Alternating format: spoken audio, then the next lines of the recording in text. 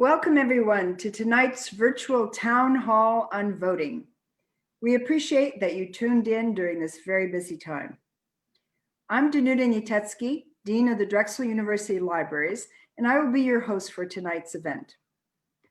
Tonight's town hall is co-sponsored by the Committee of 70 and Drexel University's Drexel Votes, a broad-based coalition of student organizations, schools, colleges, and administrative offices committed to encouraging the entire Drexel community to become registered voters, educated and engaged citizens, and active supporters of the candidate of their choice. It's hard to believe that we are now just 2 weeks away from the 2020 presidential election. Voting is well underway in Pennsylvania and across the country, but many of us still have questions about how to vote this year amidst a global pandemic. Tonight, we are talking with Lauren Cristella from the committee. Tonight, we're talking with Laura Cristella from the Committee of 70, who will discuss the various voting options and help you get ready to go to the polls on November 3rd or vote ahead using whichever method you choose. Speaking on behalf of the Drexel Libraries, I'm especially excited to be part of tonight's town hall. Events like this one continue a long tradition of libraries as a central place to support community awareness of the importance of voting. During an election year, libraries host voter registration drives, serve as polling places on election day, and even provide secure, monitored ballot boxes where absentee voters can drop their ballots and know they will be counted. At the Drexel Libraries, we're working to ensure all Drexel Dragons, students, faculty, staff, and our friends and neighbors in Philadelphia have the information they need to make well-informed voting decisions now, as well as in the future. Before we begin the discussion, I want to remind those of you watching at home that you can submit your questions in the comments section. We will get to as many questions as we can at the end of Laura's presentation. So now I have the pleasure of introducing you to Lauren Cristella. As the chief, As the Chief Advancement Officer of the Committee of 70, Lauren is responsible for board development, external affairs, the Buckholz Welsh Fellowship Program, and other programming, including the We Vote initiative. Lauren also serves as the president of the League of Women Voters of Philadelphia, where she is focused on rebuilding the organization and equipping volunteers to have a positive impact on elections at the grassroots level.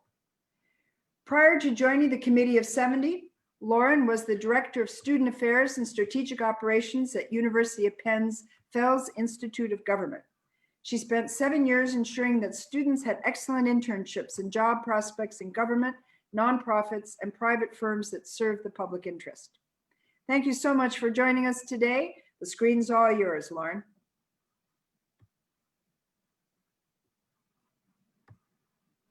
Thank you so much, Dean. Thank you for having me. I am thrilled to speak to the Drexel community, and I can't say enough good things about what terrific partners all different kinds of libraries have been throughout this election season. We so rely on their outreach and trusted voice in the community to amplify these messages about how to vote and how to make your vote and your voice count in this upcoming election. So let's get started. So the Committee of 70, this is a 116-year-old nonpartisan nonprofit organization dedicated to representative, transparent, and accountable government. The League of Women Voters just celebrated its 100th anniversary, the same with the 19th Amendment. We were created just a few months before ratification, and is also dedicated to making sure people have what they need to be represented in government, whether that's at the ballot box or by holding their government accountable. So I'm thrilled to work with both organizations. I do think in a future life, I would tell myself not to get a hobby that has the same exact busy time as my day job. But other than that, all good. I'm happy to talk about membership with both organizations if anyone has any questions about that later. So in this session, we're going to cover what's on the ballot, tools for learning all about the candidates, and everything you need to choose your path, right? Whatever you choose, we just want you to make your vote count. So whether that's in person, on election day at a satellite election office, by mail, you name it. We'll give you the tools you need to cast that ballot in this November or before. Before we get started in all these technical details and the logistics of voting, I like to start by grounding what we're doing in a little purpose. So when election days are coming up, we have basically 2 every year, so not just every 4 years. What does it mean to you? For me, voting is both something I do for myself and to represent my values, and it's also something I do for my community, right? I want to see that the needs of my community are addressed here in South Philly, so I vote accordingly. So let's see, what does it mean to you? Other things I think of when I'm thinking about what it means to vote and make my voice heard, I think about people like Carrie Chapman Catt here, who was the founder of the League of Women Voters. And she sacrificed so much in the fight to get women the right to vote and to have that recognized. And she led a movement of people that was, to be honest, flawed, certainly not perfect. And it left a lot of people, especially women of color, behind. But she did make advances. And I think one of the things I see is in our role at the League of Women Voters now is to continue to bend that arc towards justice, to right the wrongs that came through this movement and to keep advancing that cause of justice. Another person I think of is John Lewis, right? Representative John Lewis, who recently passed away. And what he has in common with Carrie Chapman Catt is that they're just normal people, right? They're regular people who found themselves in situations and looked around and saw injustice, and they decided to make a difference. Right? So they organized, they sacrificed, and at the end of the day, we put them on these pedestals, but they are the same as you and me. And I think when we think about our role, when we look around and see things that we don't like or don't agree with, what role will you take in righting these wrongs? And I think one of the big things, it starts at the ballot box, but it sure as heck doesn't end there. And that's the We Vote initiative is going to continue beyond election day to talk about the habits of highly effective citizenship, because voting is necessary, but it's not sufficient, right?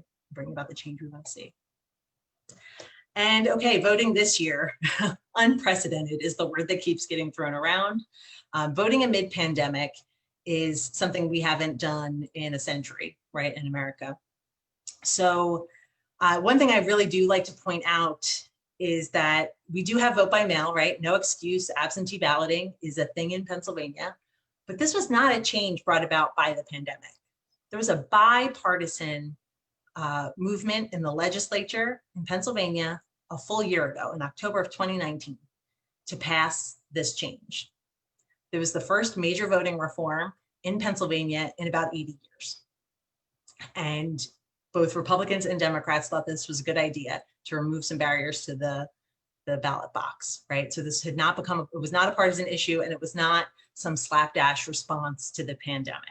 It certainly scaled faster than they thought it would. More people using that option than they kind of predicted, but the system was in place, the decisions were made, and it was not a partisan issue back in October of 2019. So every person, so you don't need any special reason, anyone can vote by mail in this election. And another change that just happened in the Pennsylvania Supreme Court said that as long as your ballot was postmarked or there was no evidence that it was mailed later than November 3rd and received by November 6th, your vote will count. I highly recommend you do not rely on the grace period. If you're listening to me now, you're going to have what you need to get that vote in early, and I strongly suggest you do that. You don't want to rely on, you don't want any of these decisions coming up to the deadline. All right. So things that we're predicting for just 2 weeks from now. We're gonna have election officials counting ballots all night. We were hopeful that the state legislature might allow them to start processing the ballots, like opening those 2 envelopes, smoothing out the ballot, and preparing them to be counted in the days before the election, but that does not seem likely. That is probably not going to happen. So they can't start that process until 7 a.m. on election day. And there's just a ton of ballots to go through. So it's going to take some time. So expect your county election officials to be having shifts that just run through the night until the count's finished. We can talk more about that later on too. There's been a lot of misinformation and disinformation, especially around vote by mail. We're going to clear up some things about voting in person too, but it's really important that you go to trusted sources. I strongly recommend everyone follow the Committee of 70 and your state government officials for the absolute, correct answers on what's happening with this election, right? Don't be part of that misinformation and disinformation spread. So things that we're still pushing for, or more equipment, right? More equipment, more staff. If you go to the Committee of 70, you'll find opportunities to get employed as someone who works at those satellite election offices, or you can go and apply to be one of the staff members that helps with the ballot count. There's still a great need, and your service is much appreciated. It's also paid positions, of course. One thing that we have seen, the Department of State has covered postage for everyone in the entire Commonwealth. So your ballot, when you get it, if you want to drop it off in the mail, it includes first class postage. You don't have to worry about putting a stamp on that. So important deadlines. Today is one of them. Today is the last day to register to vote or to check your registration. So if you're planning to vote in person, I strongly recommend you check that you are registered where you think you should be registered. And that process, basically, you only have until midnight tonight, 11:59 today, to go to votespa.com and check that registration. Your last day to apply for a mail-in ballot is October 27th. Unless you're going to a satellite election office or one of those county election offices, this is not your deadline. Your deadline to do this is also today. You just need that extra time, especially if you're planning to have the state mail you your ballot, your county mail you your ballot. It just takes multiple days, and the mail is moving slower than it typically does. So then also the general election, which I am calling in-person voting day, is November 3rd at your local polling place. Again, this is, flatten the curve. We're all familiar with this imagery and this language now. So you don't want to wait. This is the crush, right? We're in this. So fortunately, a ton of people, about 2.6 million people in Pennsylvania already applied for their mail-in ballot. So we did do a pretty good job of flattening that curve. Our election offices are not overwhelmed with applications. They have handled that backlog, and you're seeing those ballots hit voters right across the Commonwealth. Okay, so again, these are the points about registering to vote. You must be a United States citizen for at least 30 days before November 3rd, right? So call that October 3rd-ish, 3rd, 4th. Be a resident of Pennsylvania for at least 30 days before November 3rd, and be at least 18 years of age on election day. These, especially for the Drexel community, college kids have lots of questions about where they should vote. And honestly, it's whatever makes the most sense or is easiest for you. You want to make sure your vote counts. If, because of the pandemic, you're doing virtual school from another state and you never established residency here, feel free to register back at home and cast your vote there. If you want to vote by mail or absentee ballot here, and you had an apartment here, you had residence for at least that 30 days, you're eligible to vote in Pennsylvania. So we can also ask if there's people who have questions about that. I can go more in depth on that. Okay, so what we're hearing is a lot of misinformation and disinformation about vote by mail. People are nervous. They're afraid that their vote won't count. And this misinformation and disinformation has been coming from some of the biggest bully pulpits in the country. So let's get to them. Myth number one, voting by mail will lead to voter fraud.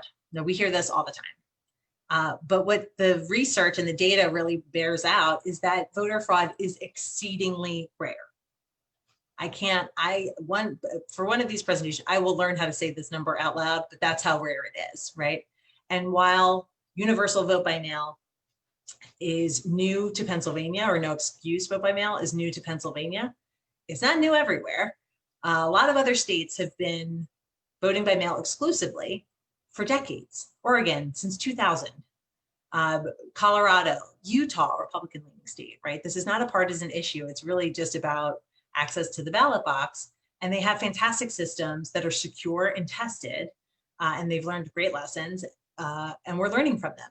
We have a lot of experts from other places advising our election officials and our state government about what the best way to do this is. And I don't know about you, but I don't ever remember waiting for days and days for Colorado to decide the election, or anyone alleging that you can't trust the results coming out of Oregon. There's just no evidence of it. There's absolutely no evidence, and they have a really efficient, safe way of doing it. All right, myth number 2, mailing my ballot increases the risk my vote won't count.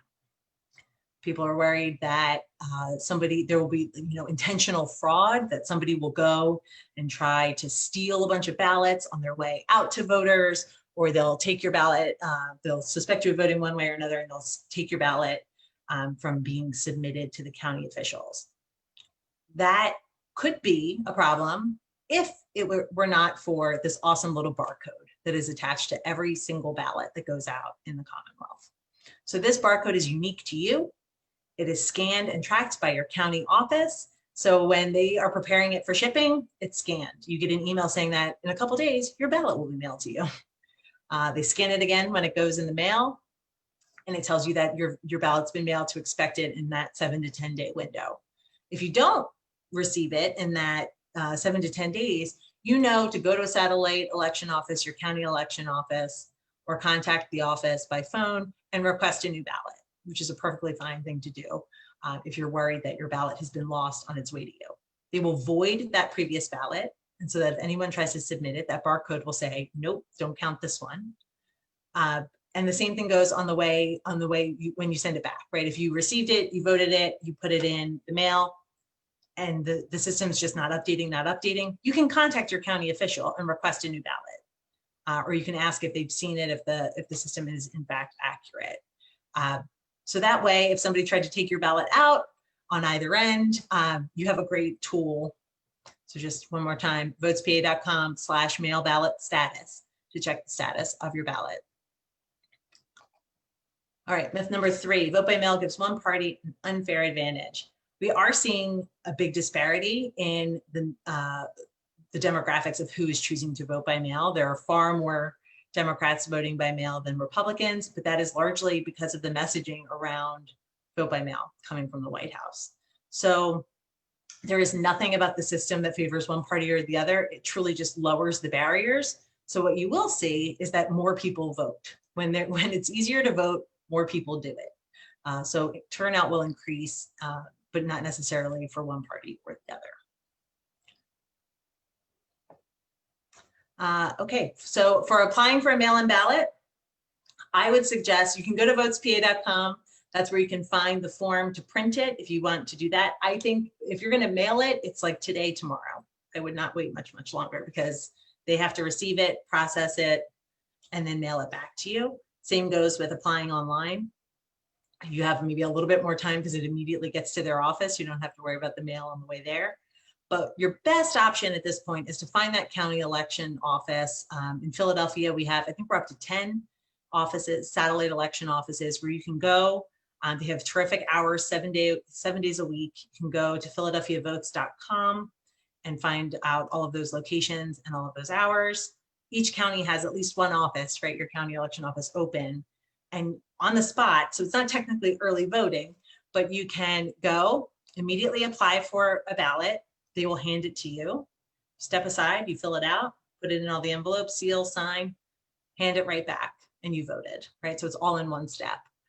Today is the last day, I guess by this point, today was the last day you could also register on the spot. That will stop, obviously, with the deadline. And then after October 27th, well, I guess that's you won't be able to apply anymore, but you will be able to request a replacement ballot or return your ballot or use it as a drop-off location. All right, so this is just a bit of a summary of all of that. Okay, so you're thinking about your plan to vote. You might, so if you want to vote by mail, you have to get on that now. If you're waiting till election day to vote in person, you've got a little bit of time. So you want to do some research in either situation about what's on the ballot. We all know president's on the ballot. That's all anyone's talking about. But we have a bunch of other offices too, and that includes your Congress, your U.S. House of Representatives, the PA Attorney General, the State Auditor General, the Treasurer, and in the General Assembly, it's all of the House of Representatives and half of your state Senate. In Philadelphia and other places, there are ballot measures. on your ballot. And that's a lot of offices and a lot of candidates. So we created this fantastic tool in partnership with a great group called Ballot Ready to put all of the information about the candidates in your hands at the click of a button. So you want to go to ballot.70.org if you live in Pennsylvania. If you live in other places, Vote 411, the League of Women Voters tool, is a really nice way to find out about the candidates too. But for anywhere in Pennsylvania, you go to ballot.70.org, you type in your address, and your specific ballot comes up. So it's the ballot questions unique to your county, and it's all of the candidates you'll see on your ballot on election day, or if you're voting by mail before that. So we have surveyed every candidate on the ballot. If they've answered our survey, their responses are in the app, along with their top 5 endorsements, all of their campaign websites, social media, everything you need to learn even more about the candidates if you'd like to. You can save your picks. You can share that with friends and family. You can post it to social media. You can just save it for yourself. And then at the end, after you, for the ballot measures, we also put plain English explainers for each of the ballot questions. So you really know, you don't have to speak legalese to understand what's going on in those questions. And finally, when you're all finished, you made all your selections, you click this button that says make a plan to vote. So that will connect you with all the online resources to cast your vote by mail, or it will also create a calendar appointment on your calendar for election day. You can pick a time that you want to head to the polls. It will find your polling place and put that in the calendar appointment, and it will also send you reminders to head out to the polls. All right, so if you're choosing to vote by mail, you're going to get a packet of information.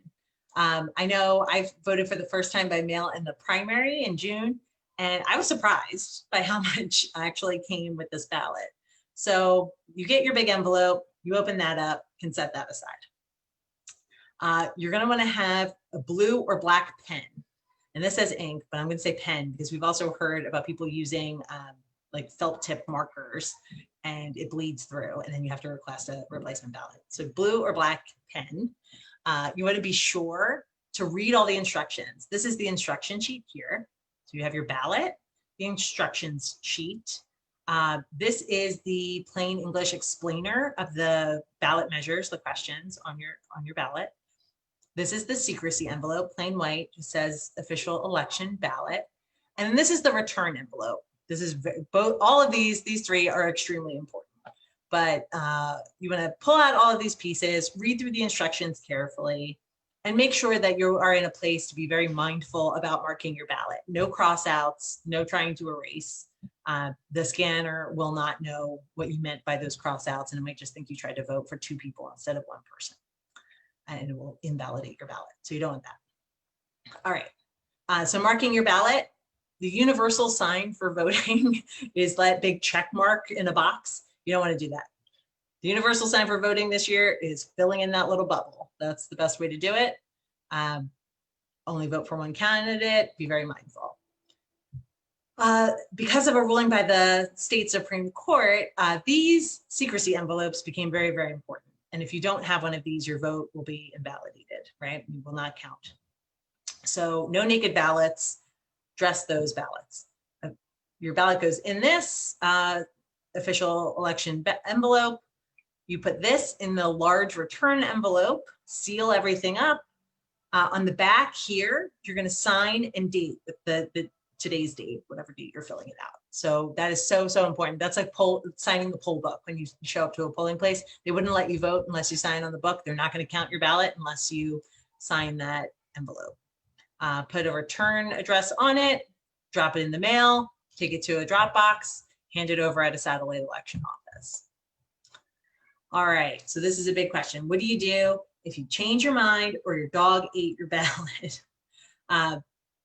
You have the option, this was not the case in the primary, but you do now have the option to take your ballot and that outer envelope, the envelope that has the barcode and where you sign, and surrender that at your polling place. So you have to go to your polling place, not just any polling place. They will give you a form to sign, the judge of election signs, there's stickers and stamps, and then you're allowed to vote on the machine. If you do not have that ballot, like it never came in the mail, you're still waiting on it, You have to go to a satellite election office to get a new one, right? You want to get that new one and vote it there and return it there. If you show up on election day, you're missing one of those pieces, the envelope or the ballot, or it never came to you, you will not be allowed to vote on the machine. You'll have to vote by provisional ballot. We can talk more about that if you have any questions. For people who have heard a lot of things about vote by mail and they're getting nervous or panicky and thinking that, you know what, I got my mail-in ballot, but I'm gonna submit it. I'll surrender it on election day. I'm begging you to please not do this. One, the train has left the station. There are over 2.6 million mail-in ballots requested. Even if you and everyone you know decided to spoil their ballot on election day, it will not make a difference in the amount of time to count the ballots. It's not going to speed up that process at all. Alternatively, it will make for very long lines at your polling place, and it could disenfranchise your neighbors, right? People who don't have the time to wait in hours-long lines. So I really do encourage you to just stick with your plan, trust the process, and turn in your ballot. All right, so if you're going to vote, so that's all the mail-in stuff. Now we've pivoted to voting in person. If you haven't voted in a recent election, you might want to go to this website, votespa.com/ready-to-vote. It has a ton of tools, including demonstrations of every voting machine in the whole Commonwealth. So Pennsylvania, Montgomery County, a bunch of counties have new voting machines since the last presidential election. You want to go and check that out. It'll speed up your process on the day of. You'll be more familiar, you'll be more confident. So I definitely suggest testing out your new machine. And back to voting amid pandemic. Some things to note. All poll workers are required to wear masks and gloves and face shields and take proper precautions. Voters are not. They are strongly encouraged to follow social distancing, to wear masks, to use hand sanitizer, but nobody can be denied the right to vote because they won't wear a mask. So if you're not comfortable standing in line with people who may not be wearing masks and may not be taking this so seriously, maybe think about going to one of those satellite election offices and voting by mail. Voting by mail in person. So these are just some notes about, all the things that you've probably heard these so many times, but social distancing, use physical barriers when you can, like stay behind the plexiglass. The poll workers are also gonna have windows and doors open as much as humanly possible. God knows what the weather will be in November, but if they can, they will. So other things to expect on election day, you wanna make sure you're taking time, make all your arrangements, wear your face mask or face shield, bring your own hand sanitizer. They will have some, but you never know. And another important thing, check your polling place. We're expecting most polling places, I believe 718 out of the 800 and something, will be open on election day. Divisions will not be combined like they were in the primary. So you may be in a new location because places like senior centers and firehouses and other places like that may not be able to be polling places because of the pandemic. So you might be in a new spot. You definitely want to check the location. You can go to Committee of 70's website, wevote.70.org, or philadelphiavotes.com or votespa.com to find out your polling place. What to expect on election night? I'll tell you what not to expect: results. So just settle in. It's going to take several days. That doesn't mean that the system is rigged or something is broken. It's a lot of ballots, and it's just going to take time. They do have high-speed scanners to open those envelopes, but it's still a human who has to take them and move them and take the ballot out and all of that, right? So it's just going to take time. If they could start earlier, it might finish on election day, but that's currently not the case.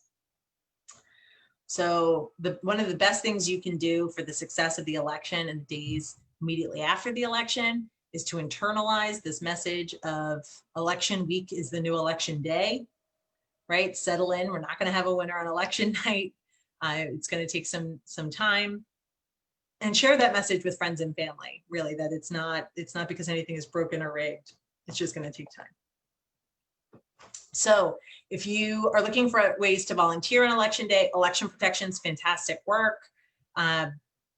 And alternatively, if you're voting and need assistance on election day, you see some voter intimidation, you're unsure about some of the process or something that you went through, you can call 866-OUR-VOTE. And it's trained, awesome lawyers and volunteers there to answer your call and direct it accordingly. So give you answers, connect you with the people you need to get in touch with. So poll worker recruitment is still happening in some places. They're still placing people in Philadelphia, though they do have a pretty big backlog of volunteers. I think of all the things that happened in this election, the response from our neighbors for the call to be a poll worker has just been so heartening and so nice to see. We were talking about shortages and spreading the word, and tens of thousands of people responded.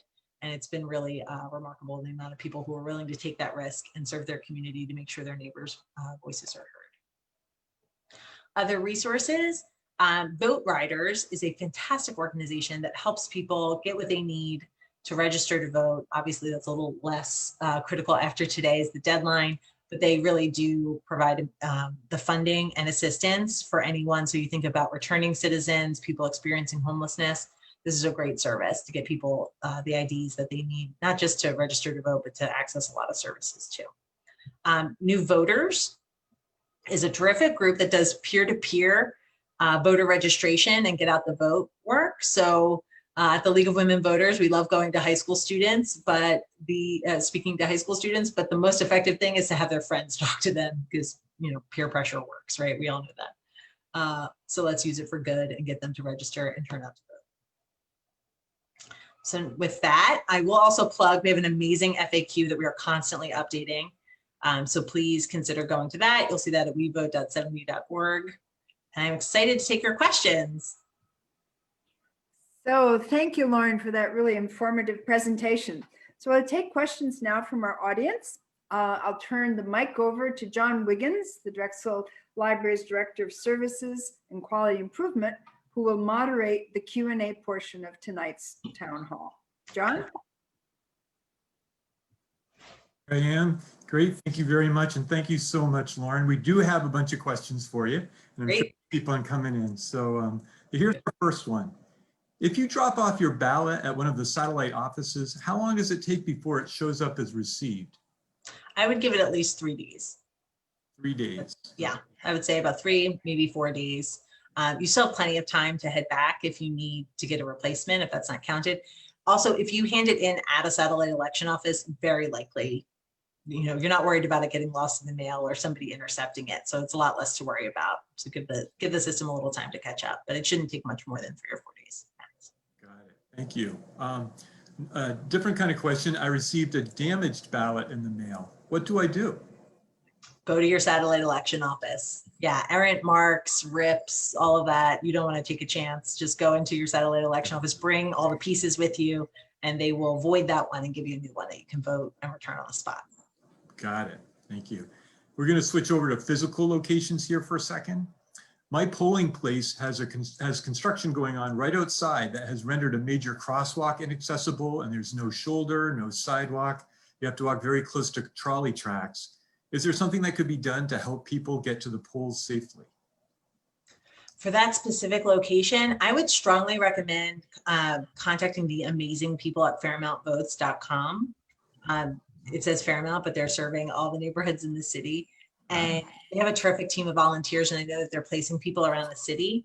There will also be, what the city is calling rovers. So it's an extra person stationed at each of the polling places to help, right? To help with PPE, answer questions, make sure people are in the right polling place. So I would hope that they would be able to help people get across the street if that's necessary. But definitely reach out to those groups for maybe additional staffing would be the best one. And if you're really concerned, it's also worth contacting the Board of Elections to let them know that maybe that place they picked many months ago, they weren't aware of that. Definitely. Thanks. Well, here's a different one. Do we expect a peaceful process throughout the Commonwealth? We are in the mode of hoping for the best and planning for everything else. So yeah. I think there's no reason to believe, there's reason to to be concerned. I mean, from what some of the Reddit we're hearing, what we're seeing in other states, right? That Northern Virginia had some voter intimidation. And we're certainly aware of it. For every group that you see that you might be concerned about, in my experience, it seems like there's 5 other groups waiting to defend voters and make sure that they have a really enjoyable voting experience. So whether that's groups that are going to provide food at the polling place, there's an organization of buskers that are going to be sending people to play music, and tons of election protection, volunteers, lawyers, you name it. So they might try, but I think people have got a good defense for them too. Great. We might see some really inspiring events happen that same day as well. I think so too. Great. Here's a question. All the satellite offices, do they all do the same things, or? You do. They do? Okay. Yeah, so you can do all of the steps at any satellite election office. You don't necessarily have to go straight to City Hall. So some folks may be coming in with questions that we might have heard earlier on. You know, people are connecting and disconnecting as we go through. So a couple of these might be address what you said before, but someone's asked, for example, I did not fill out my mail-in ballot correctly, and I'm concerned my vote will not count. What are my options? Definitely just take them to that satellite election office. Even if you mailed it and you were concerned, you dropped it in the mail and you came back to your kitchen table and see that secrecy envelope. You can go to a satellite election office and tell them to void that ballot, and they will, and they'll give you a new one on the spot. For signatures, I will say, if you're worried that you didn't sign with like a middle name, or your signature has drastically changed and you're worried about it, the state right now has given guidance to every county that they cannot throw out ballots on the sole reason of a signature match, right? So if you don't use that exact right, Commissioner Al Schmidt said that his handwriting went from perfect cursive to chicken scratch since he was 18, and he's fully prepared to vote by mail too. So that is being there is a lawsuit about that's going through the courts, but we are optimistic that guidance from the Department of State will hold. Got it. Thank you. Yeah, I know my signature has changed a lot. Hopefully it'll all be good. I think it will. Yeah. Different kind of question here. I am registered in Philly, but because of COVID-19, Drexel classes are online and I no longer reside in Philadelphia. How can I still vote? So that's what the choice that's right for you. So if you've established residency here and you've lived here for more than 30 days, you can vote here. You're eligible for a vote by mail ballot. If you are more comfortable voting at home, or you want to vote in person, change your registration and vote at home. That's perfectly fine too. Another question about satellite offices and other options. For dropping off a mail-in ballot, is it better to do it at a satellite office versus a drop box? Are there standalone drop boxes separate from satellite offices? There are. Right now, I believe there are only 3. The plan is to have many, many more, but they're under surveillance, and they are even more secure than what we had in the primary. In the primary, we had kind of repurposed mailboxes, and now because of that awesome grant that the city received, that we have, very destruction-proof, not high tech, but just very secure drop boxes. Those are picked up every day by Board of Election staff, right? They come by, it's very secure, and they're picked up every single day. So you don't have to worry about them hanging out or anything. I personally put mine in the hands of the election, Board of Election official, partially because I wanted that I voted sticker. I think I got one for myself and my kids. So we made it a whole experience. It's a little different than just dropping it in the mailbox, but or in the drop box, but you shouldn't worry either way about the security of it. Got it. Great. For folks who are in PA but not in Philly, how do you find out about satellite office locations? So every single one in every county is now listed on votespa.com. So if you just go to votespa.com, it's our state Department of State website, which is terrific and extremely user-friendly. We are so fortunate. I've spent a ton of time on other state sites, and ours is pretty good. And that they literally have that. You can go down and by county see the location of every single drop box and satellite election office. Lauren, for folks who might be going in to vote in person, maybe after a long time of not having done it or doing it for the first time, can you just say a little bit about what to expect right when you walk in and they invite you in? Like, do you need to show an ID to vote? What will you need to do when you get there? If it's your first time voting or your first time voting at that polling place, and not just because your polling place changed locations, right? But like at that address where you're registered, then you would need to show ID. And there's a very long list of different IDs that are actually acceptable. It doesn't have to be a PennDOT driver's license. So that's all available on votespa.com and on philadelphiavotes.com. But you'll be greeted. I've found the poll workers to be fantastic. I love my poll workers at my polling place, and I've gotten to know a lot of them through all the trainings and things we're doing. And they welcome you in.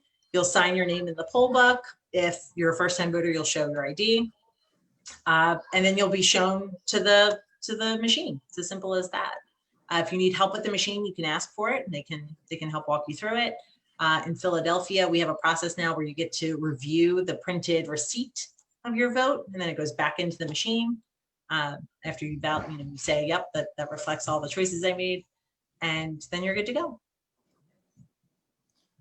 Taking a step back from the details of the actual voting, one person's asked, what supports are still needed to help increase voter turnout, activation, and knowledge?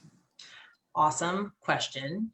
I would definitely suggest, if you want to volunteer and still maintain kind of social distance, that Fairmount Votes, the kids are restless, sorry for the plug. The fairmountvotes.com has a terrific operation. They're doing phone banking and texting and other things that you can just do from the comfort of your home. There's fantastic trainings. Common Cause and the Lawyers Committee have the same. So you can do that in person on election day. You can answer questions beforehand. I think those are really great options. If you go also to the Voter Project and sign up with them, every time there's new opportunities and new volunteer things, they're blasting those out to all the people on their list. So definitely suggest signing up with the Voter Project. Awesome, thank you. I can note, by the way, that we have folks who are dropping these links into the comments in the chat so that it's easy for people to access. Voterproject.com/C70. Perfect, thank you. Back to drop-offs. We have the question, can I give my ballot to a family member or neighbor to drop off for me? No. You have to return your ballot, and you can only return your ballot. So one ballot, and it has to be yours. If you have a disability, mental, physical, otherwise, there's a designated agent form. You can get that from your county site or from the state site, votespa.com. Okay. You would sign it.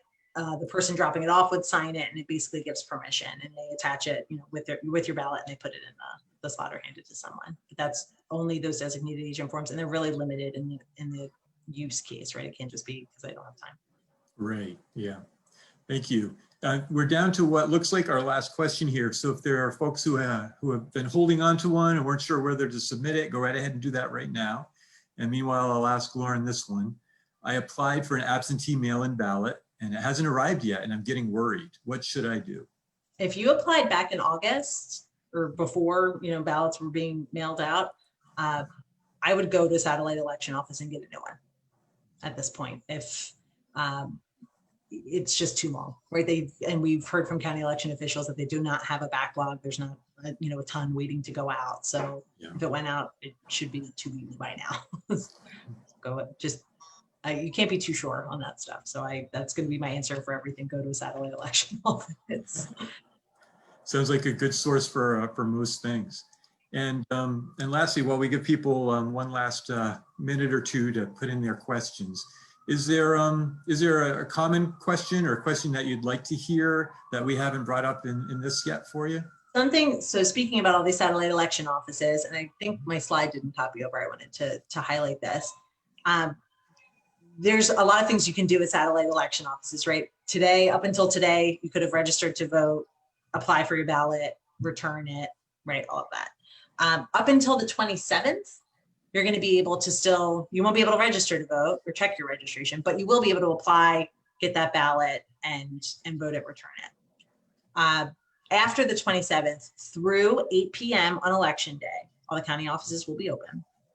You're going to you can get that replacement ballot. So even if you applied online, one of these people who were just hanging out waiting for the ballot to show up, you can go to one of these offices through election day and either drop your ballot off or request a replacement ballot. So it's still a good resource, especially for troubleshooting, because the phone lines in a lot of these counties are very, very busy. I'm sorry, did you say that was the voting project? The voter project. Voter project, okay. .com/C70. Awesome, thank you. A question about the satellite offices. Will they also be open on election day? They will, yep, till 8 p.m. Awesome. Which is not their typical hours, right? So right now there's Monday in Philadelphia, there's Monday through Thursday hours, and then Friday, Saturday, Sunday hours. You just want to check the county website for that info. So you had mentioned to us before to think about it not as election day, but of election week. When do you think that we might have a better idea about when all the votes will be counted? I would think within 2 or 3 days post-election. If we see a lot of challenges, that will slow everything down. So it might get longer, which might also be intentional to slow the process down. But we're hopeful that it will be. Some counties are saying they're going to be done by 7 a.m. on the 4th, right? That depending on how many people they have voting by mail, it'll go pretty quickly. Yeah. So we'll just have to settle in and wait. I would think 2 or 3 days at least. We had touched on voter intimidation a little bit earlier. Where can people go to report voting intimidation or other issues on election day? Yeah, so it depends on what kind you see, right? So if it's people with baseball bats or God forbid guns or something like that, you're calling 911. Just call 911, that kind of stuff. The DA will have an election protection task force out, and hopefully somebody can find those phone numbers. There's a series of phone numbers you can call. We're actually doing a program with the DA's office, the Defenders Association, and Common Cause on Facebook Live on Wednesday, 21st. If anyone, it's going to be all of this, all of these questions. We're going to dive into the weeds on election protection.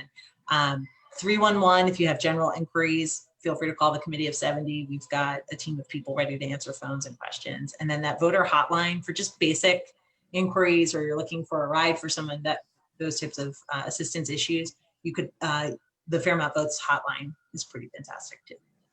Awesome. Wow. I think it's, we got some really great questions from the folks viewing this. I'm really excited about the election. There's so much going on. It's certainly been an interesting year. And I'm just waiting to see, I think I see the last question here. We have to wait until 7 a.m. you said on election day to start counting any of our ballots, right? Not even just counting, the pre-canvass. So that's the big thing. So the push right now would be to allow that process of opening the envelopes, kind of sorting them by ward and division, opening the envelopes, smoothing out the ballots so that they're ready to go into the scanner. They have to be flattened. We can't even start that process until 7 a.m. That's not even the counting, right? Wow. So it's just a lot of work. It has to happen, Yeah. Especially now that you have to use both of those envelopes, 2 envelopes to go through. And when people are on site at the polls, will the rovers be able to help them with PPE if they'd like some? Yes. Or there'll be other people there? Yeah, that's exactly one of their jobs is going to be to make sure people have, if they need a mask, they forgot their mask, they need access to hand sanitizer.